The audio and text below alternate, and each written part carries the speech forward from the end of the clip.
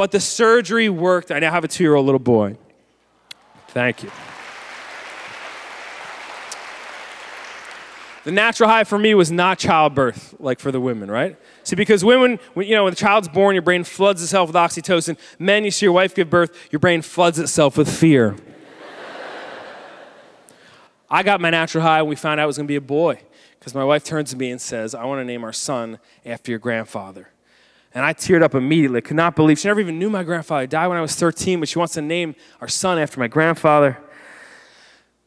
So we called him Grandpa.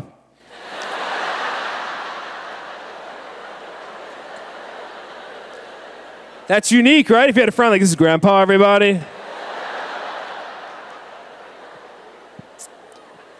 No, his real name is Roy. And the night that I knew how much I loved him, when the natural high of love dawned upon me, he was sick, all right? It's 2:30 in the morning, he's throwing up. That is a weird noise to hear from the baby monitor at 2:30, right?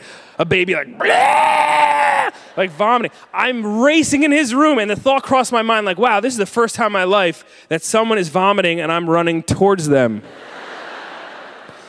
And I get to his crib, I pick up his body.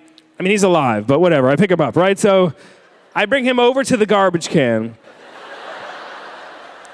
Don't judge me.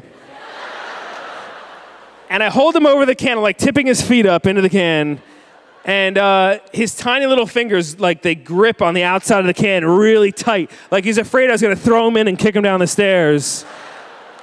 But I'm holding him. I got you, buddy. I got you. I have you. And he's looking back at me with the saddest face you ever see. He's just like...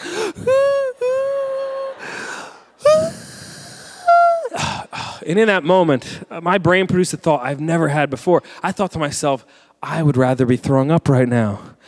I hate throwing up, okay? I haven't thrown up since August 10th, 1987. But in that moment, I looked at my son. I thought to myself, I would catch a grenade for you. I'd fall on a blade for you. I would throw up for you. And it blew me away, because my entire life I hated throwing up. I mean, if my brother ever got sick and threw up, I'd be laughing at him.